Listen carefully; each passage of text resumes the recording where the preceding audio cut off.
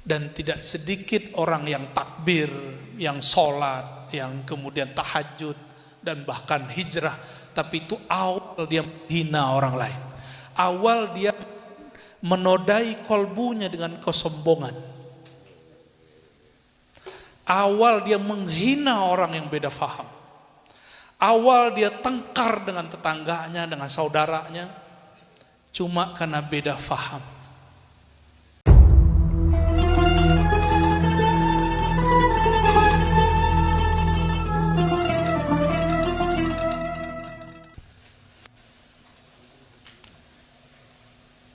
Wal-i'timad ala ghairihi wasful jahilin al-ghafilin. Ciri-ciri orang yang jahil bertuhan, tidak bermakrifat, dia menyalahkan, dia menyandarkan kepada selain Allah sebagian dari kejadian alam semesta. Lalu menyebutkan, oh ini Allah nggak izin. Ya kalau nggak izin nggak terjadi. Ya. Bedanya apa? Sayyidina Al-Khidir alaihissalam setelah membunuh anak kecil dan merusak kapal, lalu menaikkan tiang, beliau tidak mengatakan ini perintah Allah. Beliau nggak ngomong gitu. Cuma mengatakan ma'afa'altu, aku lakukan daripada amri, urusanku. Ini adab. Ada yang ngamalin nggak? Kalau beli baju baru, beli motor baru, mobil baru, rumah baru, istri baru, Bang Dik itu ilmunya dia. Nggak tahu ya. Itu kita pegang ujungnya lalu kita doa, Allahumma inni as'aluka khairahu wa khairama jabalta alaih. Atau Allahumma inni as'aluka khairahu wa kharafi wa khairama jabalta alaih.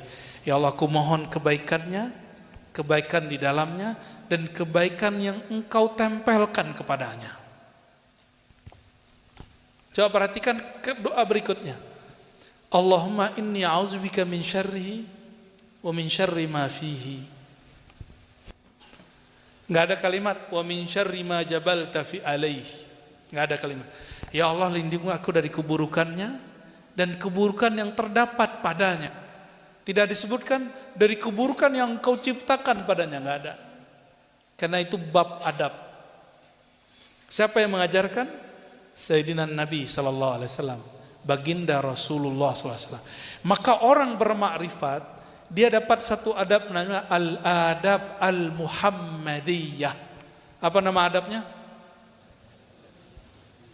Bukan Muhammadiyah ya. Adab Sayyidina Nabi sallallahu alaihi wasallam. Adab Nabi Muhammad sallallahu alaihi wasallam. Apa adab Nabi Muhammad? Dia tahu semua baik buruk dari Allah, tapi tidak pernah menzahirkan kata buruk kepada Allah Subhanahu wa ta'ala. Kenapa? Buruk itu penilaian kita, baik itu penilaian kita. Ini mohon maaf, Bang Dik, bentak orang pakai takbir boleh nggak? Mana nih mic-nya nih? Ya, Bu. Boleh nggak bentak orang pakai takbir? Sebaiknya enggak. Yang tegas dong, kayaknya kurang yakin. Enggak. Tapi kalau saya nih punya pilihan, beda dengan Bang Dik, terus ngomong, Allahu Akbar, kamu pilih siapa? Allah. Oh, nanti bakal banyak orang perang takbir. Sono takbir, sini takbir, bingung kita. Ya. Dia kira dengan bertakbir politik dia jadi Islami. Belum tentu. Belum tentu dengan takbir politik kita jadi Islami. Dulu Ibnu Muljam dan Khawarij, mereka membunuh darah yang haram dibunuh, itu pakai takbir. Mereka bunuh pakai apa? Pakai takbir. Emang jadi benar? Kelompok apa? Khawarij. Kelompok yang keluar dari imam yang sah, lalu dia ingin membunuh imam yang sah dan siapapun yang menyepakati imam yang sah itu. Dulu yang dibunuh adalah Sayyidina Ali karramallahu wajhah. Ya. Bayangkan orang sebaik Sayyidina Ali dibunuh. Gimana Bang Dik ya? Jangan takut Bang Dik. Insya Allah Indonesia masih aman ya. Insya Allah kita doakan negara ini, nikmat bernegara ini, nikmat yang mahal. Antum coba bayangkan, ini saya kan nggak nyoblos presiden sekarang, dan presiden sebelumnya juga nggak saya coblos. Itu kalau presiden dicaci, dihina. Kalau di Indonesia jika tidak melapor, yang menghina dia tidak akan ditersangkakan. Tapi kalau di jiran, di Saudi aja, kan pada senang ke Saudi kan? Coba kritik gak usah sebut nama. Allahumma ahlik ya, az-zalimin minal umara, ya Allah hancurkan orang-orang yang zalim di antara pemimpin-pemimpin kami. Itu turun mimbar langsung askar borgol dia. Di Indonesia gimana? Ya udah nikmati aja lah begini, ya nikmati aja begini nih. Ya, saya menikmati sekali, ya. Sangat menikmati sekali. Karena kita kecengin juga nggak diapa-apain. Alhamdulillah. Coba Bang Dik dicekin sekali, dihina sekali, pasti balas. Benar nggak? Dia dihina nggak balas Bang Dik. Jangan-jangan lebih terhina Bang Dik.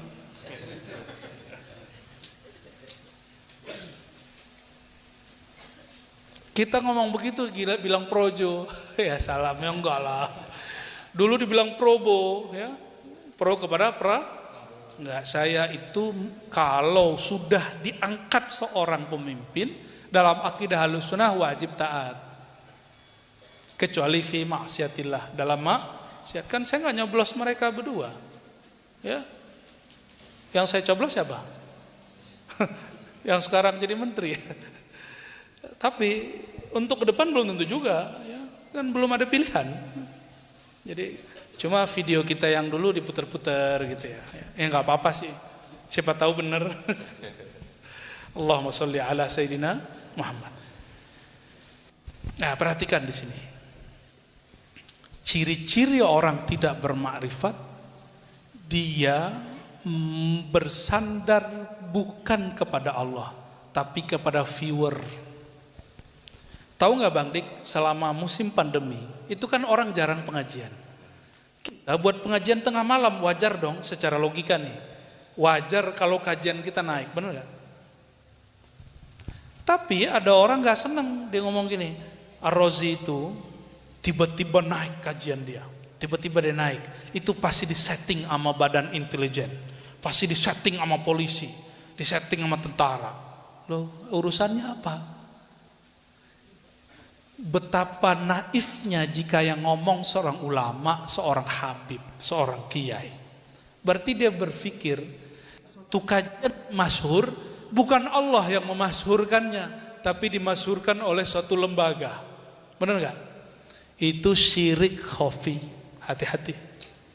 Itu syirik khafi. Banyak kok orang buka kajian seperti kita dan Allah angkat semua. Nggak ada setting-settingan, yang nyeting Allah Subhanahu wa ta'ala. Emang ini zamannya kebangkitan bertasawuf. Dan negeri paling banyak muslimnya adalah Indonesia. Negeri paling bebas buat majelis Indonesia. Bayangin, antum tahu nggak nih, buat majelis ini izinnya sama Pak RW aja beres, sama Bu Lurah selesai, ya bener nggak Pak RW? Bu Lurahnya nggak tahu datang nggak? Nggak perlu izin pakai tauliah nggak ada. Nggak perlu rapat MUI dulu, nggak perlu.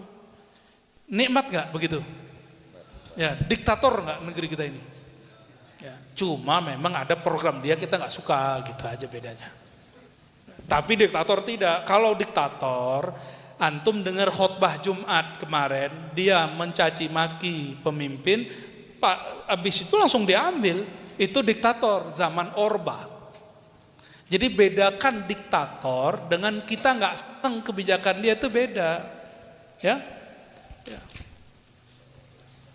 Nah, kembali ke sini.